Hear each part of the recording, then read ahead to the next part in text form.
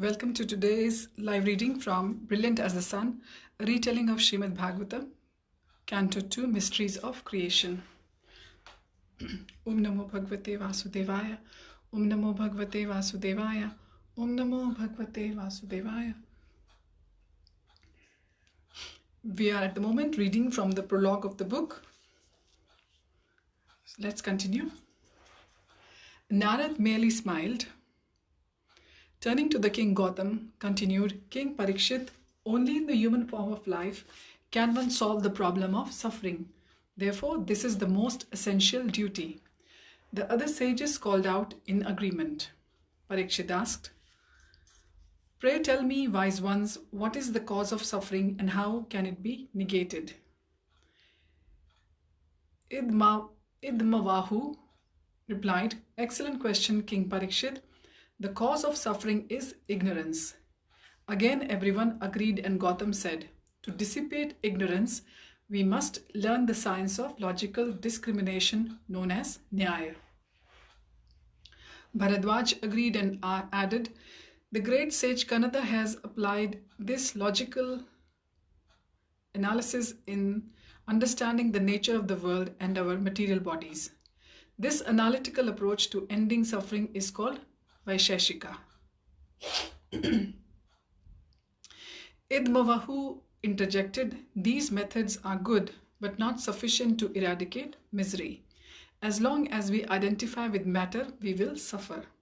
He explained that consciousness fundamentally differs from matter. Somehow by chance the two have become intertwined. Consequently, the conscious soul is forced to endure the miseries of birth, death, old age and disease, which are intrinsic to the material energy. Idmavahu continued, The illustrious seer Kapil has therefore used the tools of Nyaya and Vaisheshika to analyze the difference between the material world and the conscious souls. By constant meditation on this difference, his system known as Sankhya enables one to achieve detachment from the matter. So just to give you a quick recall, the great seer Kapil has therefore used the tools of Nyaya and Vaisheshika. Vaisheshika is the analytical approach to ending suffering, and Nyaya is the dissipation of ignorance. For the dissipation of ignorance, one must learn the science of logical discrimination. And Lord Kapila, he had used these two tools to analyze the difference between the material world and the conscious souls. And this is called Sankhya. By constant meditation on this difference, his system known as Sankhya enables one to achieve detachment from the matter. Indra Pramad then spoke. The great sage Patanjali says that liberation is not certain until we actually see the truth of our spiritual nature. Thus, he revealed the process of Ashtanga Yoga. By following this system, O King, we can directly perceive our eternal, unchanging spiritual nature and thus become free from suffering. Medhatithi countered, According to the esteemed thinker Jaimini, knowledge without proper action is useless. The Vedas ordain specific duties for all orders of human society along with ritual worship of the gods who govern the universe. By executing these, we can overcome suffering. Vyasadeva asserted that the key requirement is to surrender to Krishna, the Supreme Personality of Godhead. The followers of Kapila denied God's existence, and an argument broke out between them and the followers of Patanjali and Vyasadeva himself. Kapila's followers insisted that he was right as he was glorified in the Vedas as a divine incarnation. If you reject his statement, you reject the Vedas, they challenged. Vyasadeva reposted that Upanishadic verse referred to the Kapila who lived in a previous creation and not the atheistic Kapila they followed. So just remember, there were two Kapilas. One was the Kapila who lived in the previous creation, and there was an atheistic Kapila in that present age during which these dialogues are going on, which is the end of the Dwapar. Furthermore, he challenged, it is irrational to state there is no God. If this is true, what is the origin of material nature and the spirit souls? Gautam replied to Vyasadeva's challenge. It is not logical to use the argument of causation to prove the existence of God, since one must then explain his origin. Vyasadeva waved a finger. This is why logic alone cannot explain reality.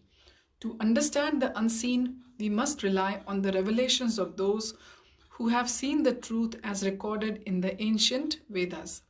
The commentaries of authorities like Manu and Parashar clearly state that the material world was manifested by Lord Vishnu. Indeed, he is both the efficient and material cause of the universe. Idmavahu, an adherent of the atheistic Sankhya school, retorted, when a Vedic statement contradicts logic, it can be rejected. I will repeat.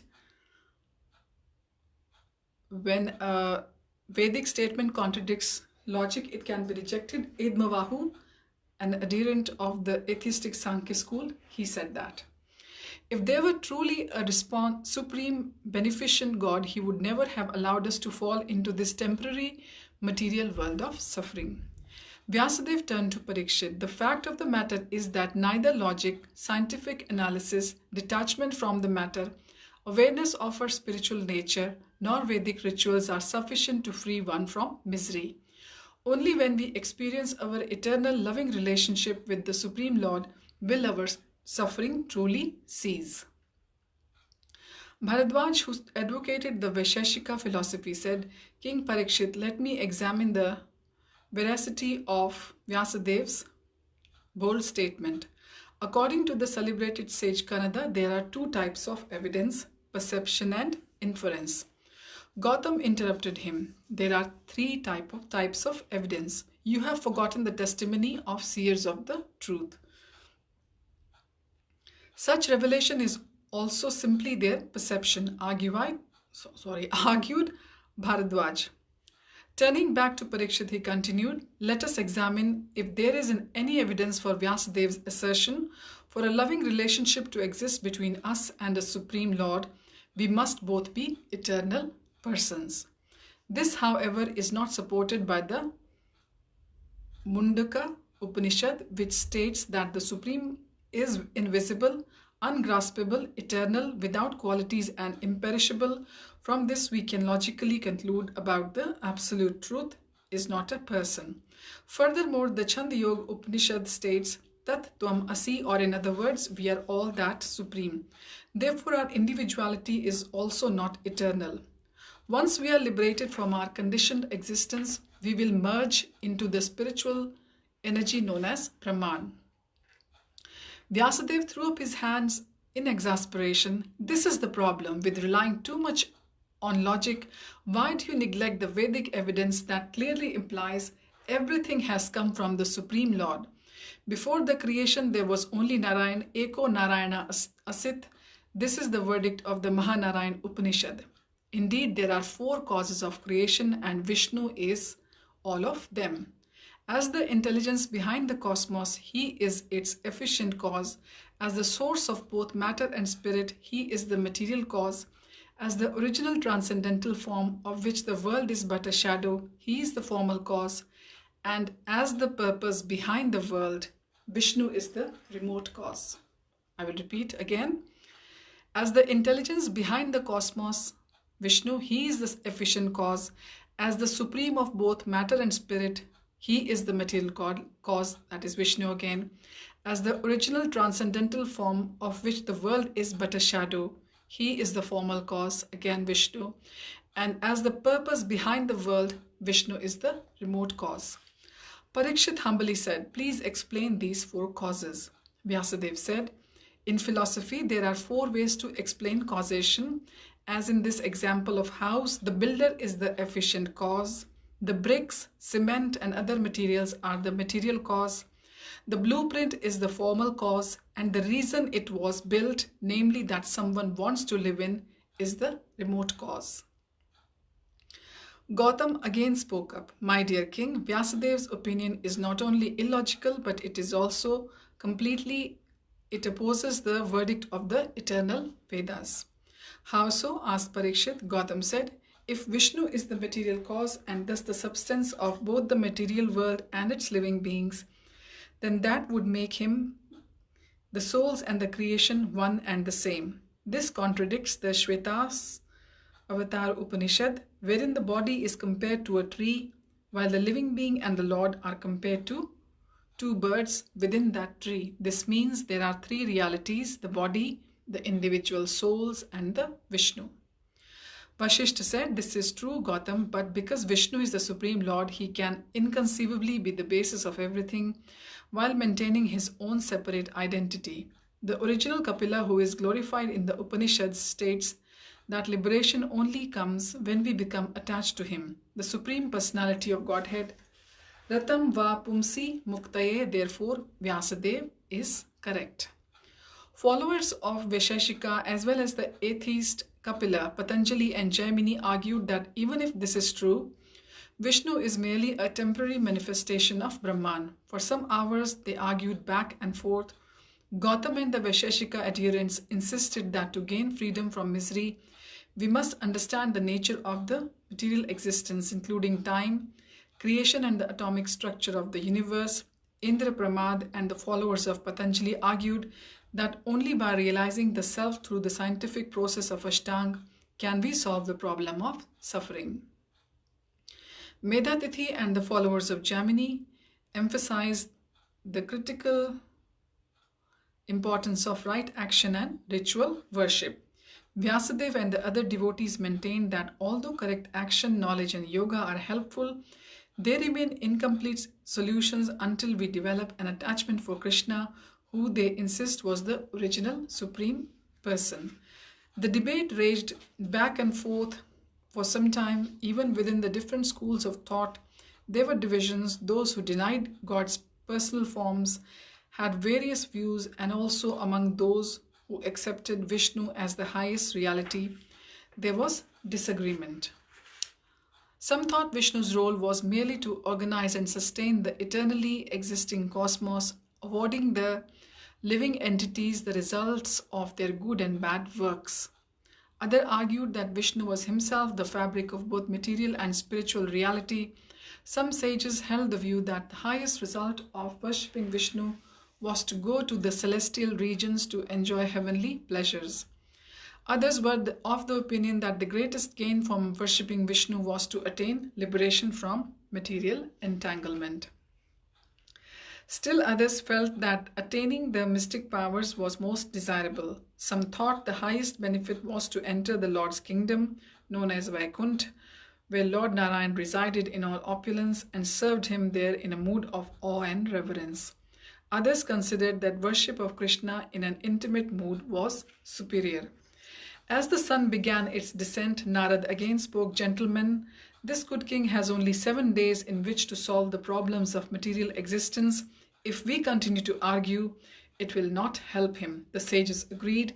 They all desired Parikshit's welfare, but how could they, in all good conscience, resolve the conflicting viewpoints? Narad suggested that as they all accepted direct perception to be authoritative, they should consult someone who has seen the nature of spirit and matter. Gautam said, this is good, but who amongst us has undeniably seen the truth? Vashishta said, Narad can freely travel between the material and spiritual worlds. Surely his testimony is trustworthy. Gautam objected, who can believe Narad? He is known to mislead those who trust him. No, I will only accept the authority of someone whose reputation is untarnished. Narad smiled. No doubt Gautam was remembering the tricky logic he had employed when advising Kamsa that any of Vasudev's son could be the 8th one prophesied to kill him. He replied, I understand Gautam's objection. I suggest we accept Vyasadeva since he has compiled all the Vedas. The atheistic sages objected, he is an attached householder. We have all heard how piteously he lamented when his son renounced the world. A true knower of truth is detached from material happiness and distress. Other names were suggested, but for each of them an objection was raised, or the person admitted they had not seen the absolute truth. Gautam said if someone could be found who has full knowledge and realization of matter and spirit, we would all accept him, but there must be clear evidence of his position. Parikshit asked, how can such a person be recognized? How does he speak and how does he act? Vashisht said, everything he says is supported by the revelation of past seers of the truth. Idmavahu agreed and added, someone who has seen the truth is aloof from bodily pleasures and pains. Bharadwaj gave his view. He must be able to explain the nature of the matter, time, space and mind, as well as the soul. Everyone concurred, but where could such a person be found? Parikshit's face darkened with dismay. Being of the same view as the devotees in the assembly, he was concerned that so many learned sages did not accept Krishna's supremacy and the importance of surrendering to him. The opinions of these respected thinkers would surely influence the people in general and lead to their degradation after death. However, having already offended Shamik earlier in that morning, he did not want to risk incurring another curse by taking sides in the debate, nor did he think he could persuade them. He began praying internally to Krishna. Just then the sounds of raucous laughter were heard in the distance. The sages looked around and saw a tall, naked youth walking towards them. He was surrounded by a crowd of jeering women and children who taunted and spat at him. Some threw sticks and stones at him. Barking dogs snapped at his feet. Despite this, his demeanor appeared peaceful and unperturbed. As he steadily walked towards the river bank where Parikshit and the sages were engaged in discussion, I think I should be saying Idvamahu said, it is remarkable how this youth is undisturbed by the abuse hurled at him. Such equanimity is rare. Indeed, only one who is free from identification with the body and mind could remain so tranquil in the face of such provocation. The others agreed. Intrigued by the comments, Vyasadeva rose and peered carefully at the newcomer. With a joyous laugh, he said, this is my son Shukadev. He was perfectly self-realized even whilst in his mother's womb. By virtue of his mystic powers, he remained there for 16 years, fearful of being overcome by ignorance. Only after I was able to give him complete assurance that he would not lose his transcendental realization did he take birth. So Shukadev Goswami stayed in the womb of his mother for 16 years and still didn't want to come into this material world because he didn't want it to be overcome by the ignorance. And only after the reassurance of his father Vyasadeva that he wouldn't lose his transcendental realization, Shukadev took birth. Vyasadeva explained that since his birth he rarely mixed with conditioned souls, preferring to remain fixed in spiritual trance. The sages who were expert at physiognomy carefully examined Shukadev. There was no doubt that here was a highly elevated soul. They rejoiced. It seemed that by the arrangement of providence, a seer of the truth has come, exclaimed Gautam. Turning to Parikshit, he added, dear king, since you have only 7 days to live, we will listen quietly as you question him. However, there may not be another chance for us to learn from him. Therefore, for our benefit, we pray ask him about all the matters concerning reality. Idmavahu, Medhatithi and Bharadwaj concurred, yes, this is a rare opportunity to confirm our understanding of material existence and to learn about subjects which remain mysterious. Knowing that Shukadev was a great devotee of Krishna, the devotees also agreed to listen quietly. Vyasadeva suggested they make a solemn vow not to start another debate and thus waste the few precious days left to Parikshit. They all agreed. As Shukadev drew closer, the entire assembly stood up to greet him. Only his father Vyasadeva, Narad and few other elderly devotees remained seated out of deference to devotional etiquette. When the unruly mob taunting Shukadev saw the sages, they quickly dispersed. Shukadev first approached his elders, bowing his head to the ground before them. They each embraced and blessed him. Then he in turn embraced his father's disciples and other devotees. Out of awe, the non-devotees respectfully touched his feet as he blessed them. When the greetings were completed, Vyasadeva explained the dispute that had arisen amongst them. Since you are an accomplished Brahmavadi since birth, we have all agreed that you should advise the king how to prepare himself for death. The sages gave Shukadev a seat of honor and invited Parikshit to draw nearer to him. Kneeling before the effulgent saint, Parikshit bowed his head to the ground in submission. After offering Shukadev heartfelt glorification, he asked, "Great saint, please tell me what are the duties of one on the verge of death. Please let me know what a man should hear, chant, remember, and worship, and also what he should avoid." The sun was low in the sky and a cool breeze blew, rustling the leaves of the surrounding trees. A pair of parrots cawed nearby, and in the distance, the faint cries of boatmen on the river carried over the placid waters. The king and all the sages sat in the expectant silence as Shukadev prepared to speak. So Shukadev Goswami has finally arrived on the scene, and all the sages gathered there, they have unanimously agreed that they won't be interrupting or arguing anymore, and they will let Parikshit Maharaj ask all his doubts, clear all his doubts, that